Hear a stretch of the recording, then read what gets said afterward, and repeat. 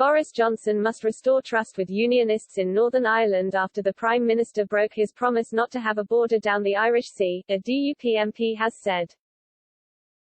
Sammy Wilson, the Democratic Unionist Party's MP for East Antrim, said Boris Johnson's government has broken its promises over maintaining unfettered trading access between Great Britain and Northern Ireland. Mr. Wilson, 68, told Express.co.uk, the Prime Minister has damaged his own reputation by agreeing to the controversial Northern Ireland Protocol in his Brexit deal. The Eurosceptic MP said, "When I hear people accusing him of being untrustworthy in the House of Commons, one of the things they mention is the way in which he broke his promises to the people of Northern Ireland." Despite recent moves by the UK government to reduce the number of intra-UK checks and remove oversight of the European Court of Justice, the Prime Minister has left many in Ulster frustrated by previously pledging not to draw a customs border down the Irish Sea.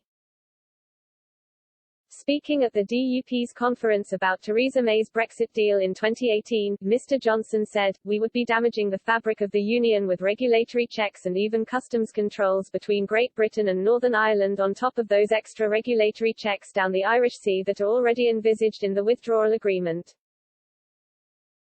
The decision to backpedal on this commitment led almost 150,000 voters in Northern Ireland to sign a petition to end the protocol.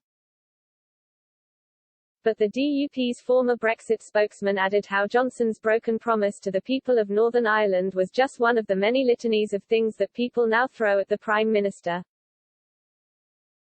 Mr. Wilson highlighted other examples of when the Prime Minister has failed to live up to his previous promises, including on Afghanistan and tax rises. Just as many Conservative voters don't trust the Prime Minister any longer, I think many Unionists in Northern Ireland don't trust him, he added. Boris Johnson faced a backlash from voters and Conservative MPs this week over his manifesto-breaking announcements that he would increase national insurance contributions and suspend the triple lock on pensions. The Tory party's lead in the opinion polls collapsed following Mr. Johnson's announcements, helping Sir Keir Starmer's Labour Party top a survey for the first time since January. The DUP MP also stressed how important it is for Johnson to restore trust with Unionists in Northern Ireland. Wilson said, he has to look, as Prime Minister of the United Kingdom, at how this treatment of Northern Ireland impacts upon the unity of the United Kingdom in the long run.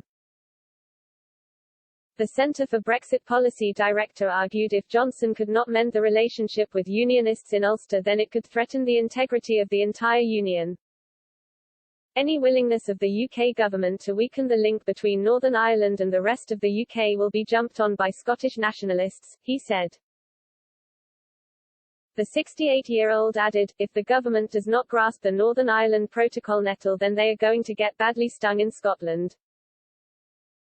Although Mr. Wilson was critical of the Prime Minister, he did say he believed he was a unionist.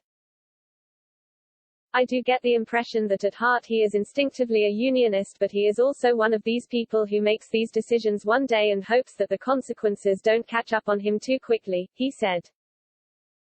I think the consequences of his decisions are catching up on him and he now has to address them.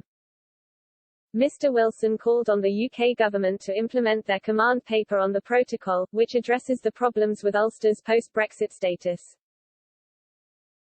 The Prime Minister wrote in the foreword of the command paper the protocol has placed strain on institutions in Northern Ireland. Johnson went on to say changes must ensure that we can fully respect Northern Ireland's place in the United Kingdom, its customs territory and internal market, while playing our part in respecting the integrity of the EU's single market, and, of course, ensuring that the border between the Republic of Ireland and Northern Ireland remains without infrastructure or checks.